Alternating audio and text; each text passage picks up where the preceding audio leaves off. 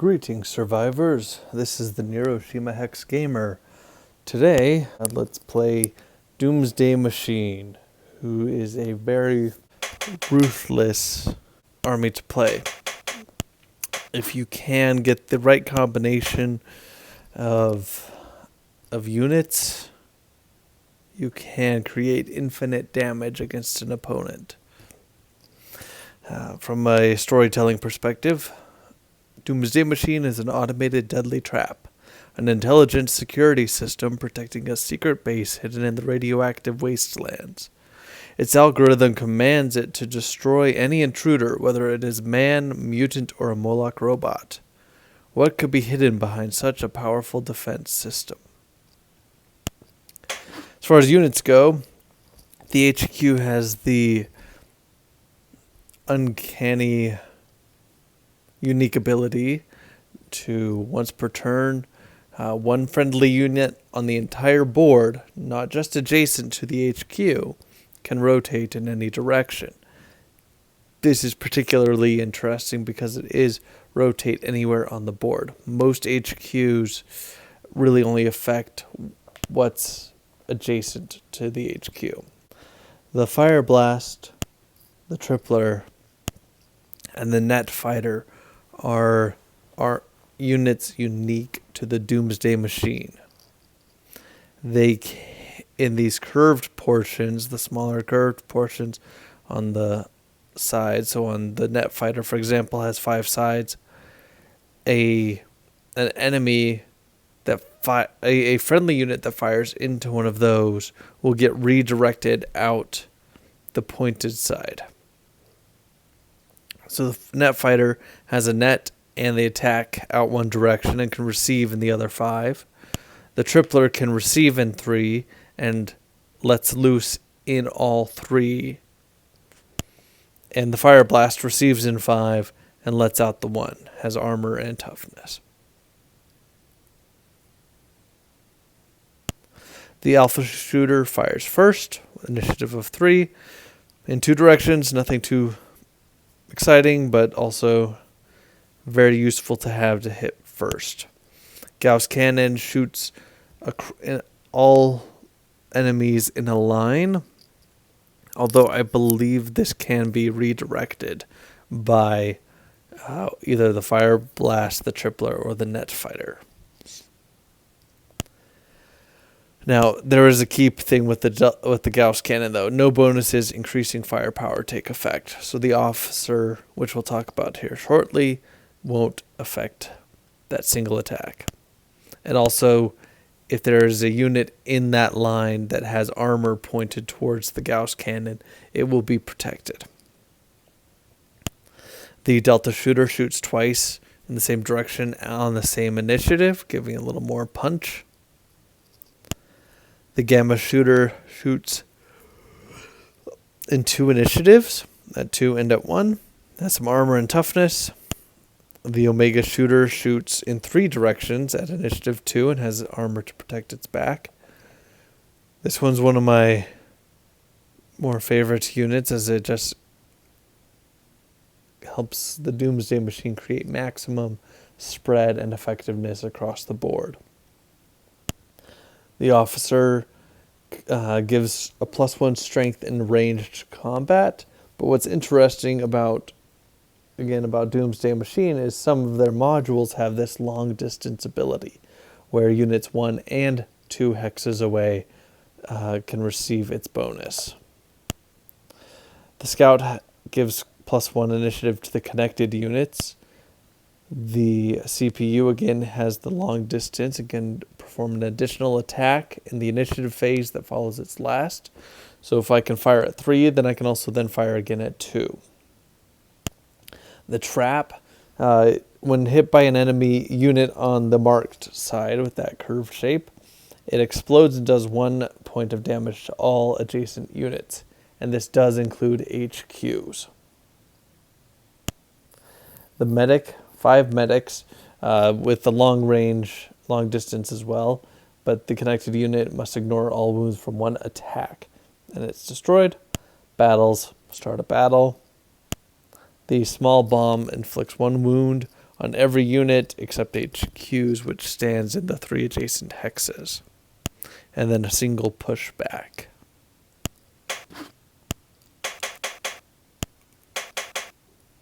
So, let us begin. I picked New York because they want to turtle and they rely a lot on the toughness of their HQ. Because the New York HQ gives 1 point of toughness to each adjacent unit.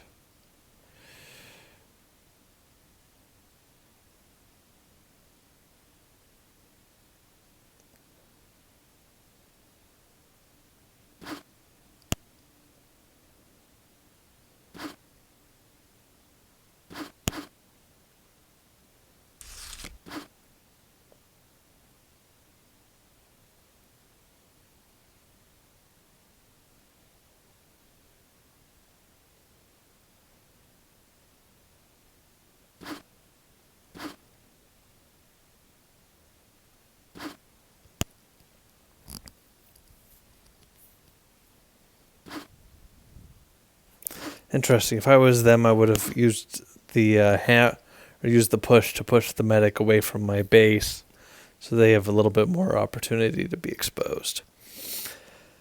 However, this will work for us. We'll stick an officer here. We'll give this one +3. So both the units, both the Gamma shooter and the Omega shooter, get the bonus from the officer.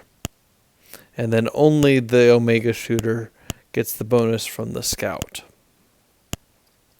So at initiative 3, he'll fire 2 shots into the steel boxer here. The first hit will take care of the toughness. The second hit will take care of the boxer himself.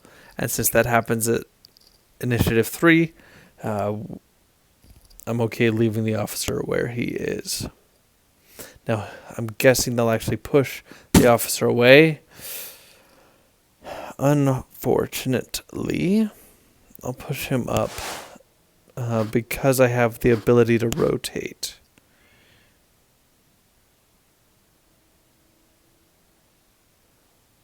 I don't want to start a fight yet. I do want to rotate him to give that shooter a bonus.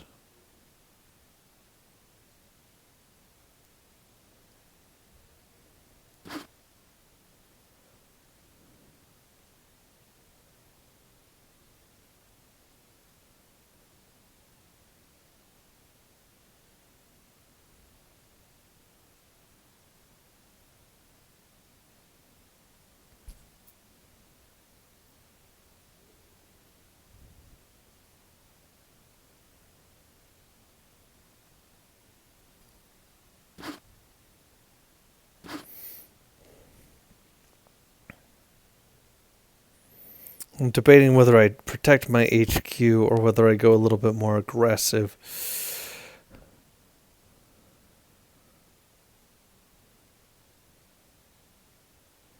I think I'll protect my HQ right now. Though they might move the HQ. Now, I did not see that coming. I thought they would wait.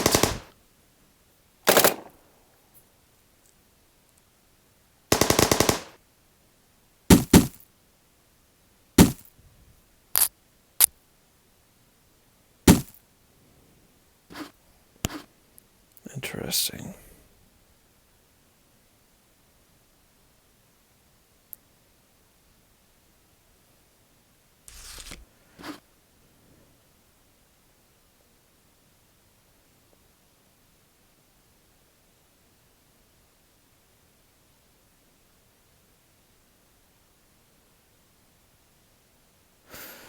I'm tempted to bunch up here or to spread out. Let's see. I definitely know I want to rotate this. so that he attacks very early. I want to save the small bomb in case something unpredictable happens. I don't want to stick him here. I think I'll stick him here to protect the HQ. Now, surprisingly, the HQ isn't moving. If I was playing a human player, they might have moved their HQ because that would help them quite a bit. With one exception. Now, this, I would normally like to keep that shooter, but the tripler, sticking the tripler here is going to be very advantageous if I can protect it.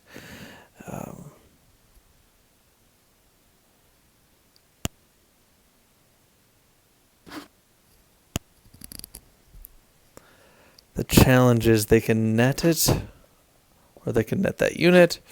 However, I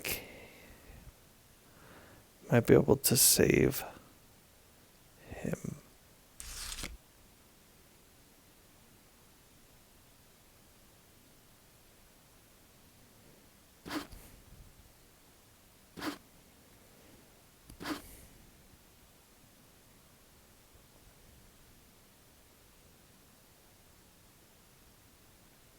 Now I'm debating with the Gauss cannon whether I stick.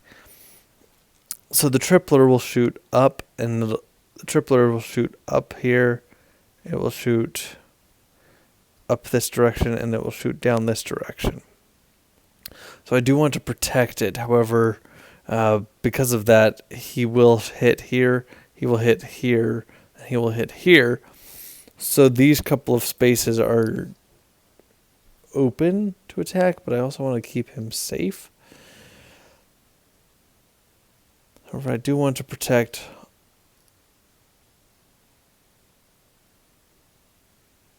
all of it.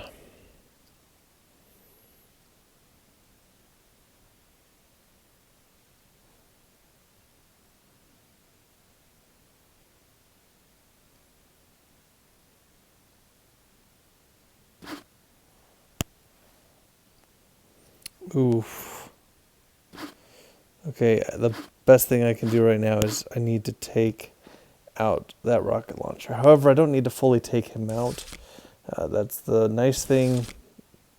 He will die at 2, and if I stick somebody in front of him, he won't have the option to curve his weapon. One of the coolest... The rocket launcher is one of the coolest units, and frankly, I think he's the coolest unit in the New York Army.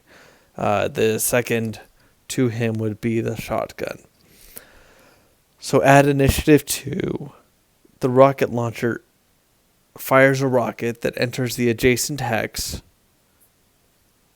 and then can go 2 additional tiles, but not necessarily in a straight line. Now, the enemy hit, including HQs, receives 3 wounds. The rocket ignores friendly units, but that rocket first has to enter the adjacent hex. If I stick one of my guys in that adjacent hex, that's who's going to die. So sometimes you actually may want to deliberately point the rocket launcher at your own unit to give it that option to then move 2 additional hexes afterwards. However, this will be favorable for us except for one issue, and that is once a battle starts, and if I start it, then my opponent was going to be able to play next. However, to stop the rocket launcher, it's worth it to me. But oftentimes, if I get down to 1 hex, I will essentially skip my turn so that my opponent can play, so then I get first turn when the dust settles.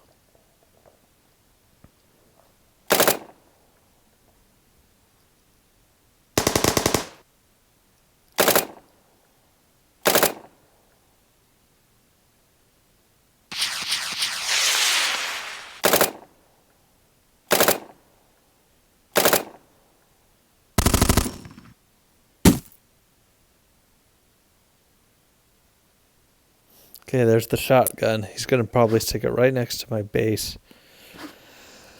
Yeah, then shotgun's cool because he does ranged attack at initiative 2, but he hits the first enemy unit in the line of fire based on the hex distance. So if it's right next to him, he will do 3 wounds. If he's 2 away, he'll do 2 wounds. If he's 3 away, he'll do 1 wound, and 4 or more, he will do no damage. So by setting him up right next to my base, he will get at least 3 damage done to my base. Which is good for him.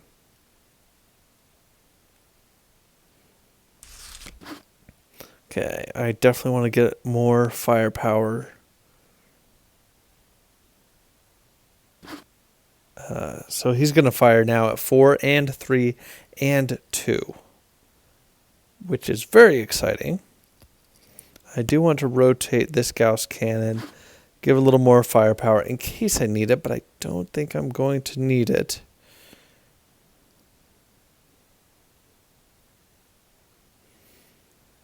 And I think I'm going to put the divert.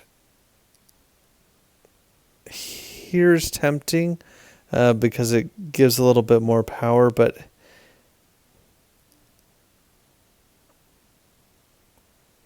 I think I'll stick it here, which part of that is to protect that tripler in the middle.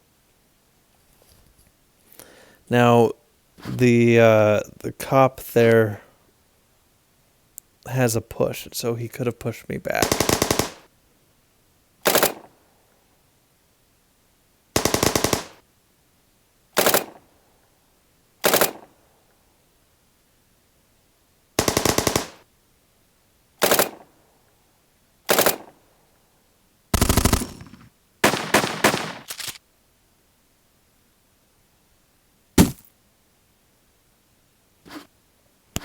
Okay, but now because he started the battle, now I get to play.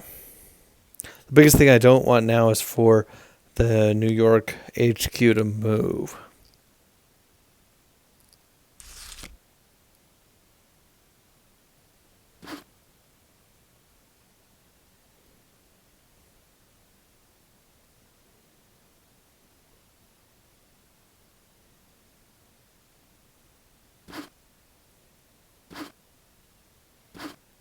Now this is going to do some serious damage to his base. If he doesn't move. If he moves, well, we're in trouble. Although, if he does that, that does weaken him.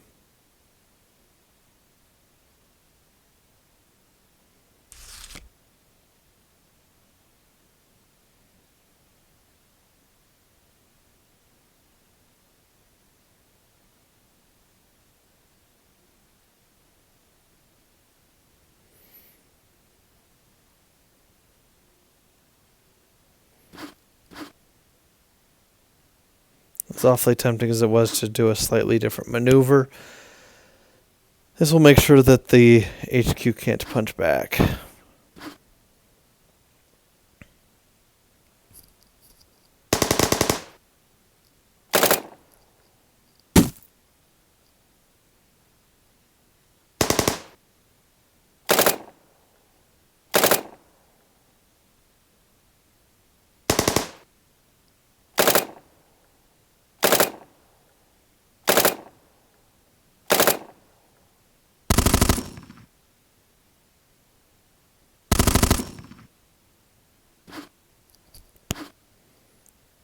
Oh yeah, we definitely have this. Lots of shooting, lots of excitement. And yes, I could have definitely wiped him out right there. But I kind of want to go for a flawless victory.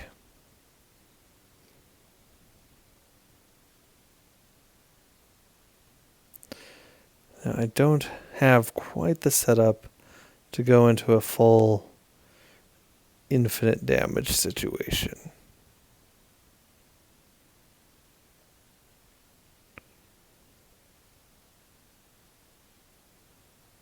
However, by placing him here, we are fully covered so that any unit on the board is going to get hit at initiative 4 in a most painful way.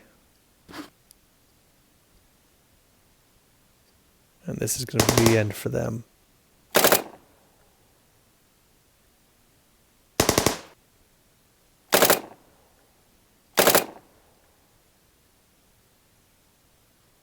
Boom.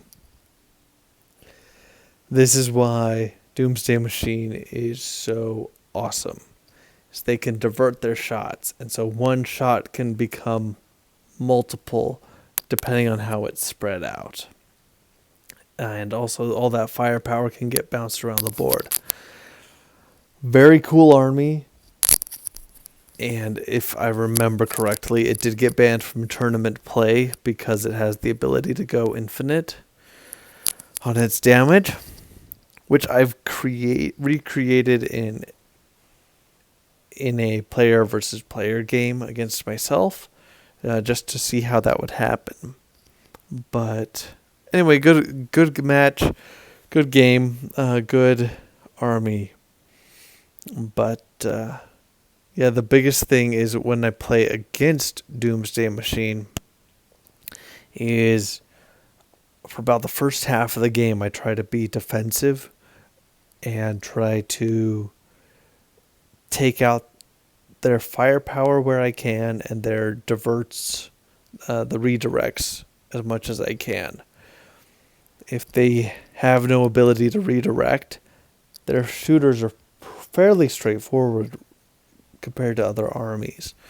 If they have no firepower, then there's nothing to redirect.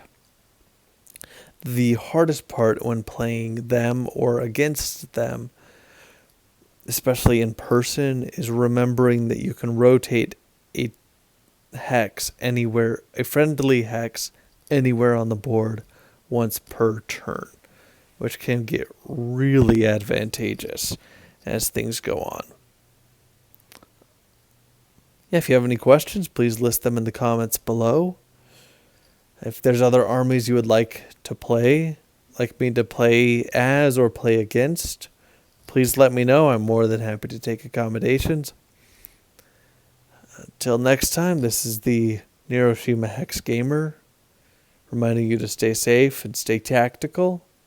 This is the Neuroshima Hex Gamer, signing off.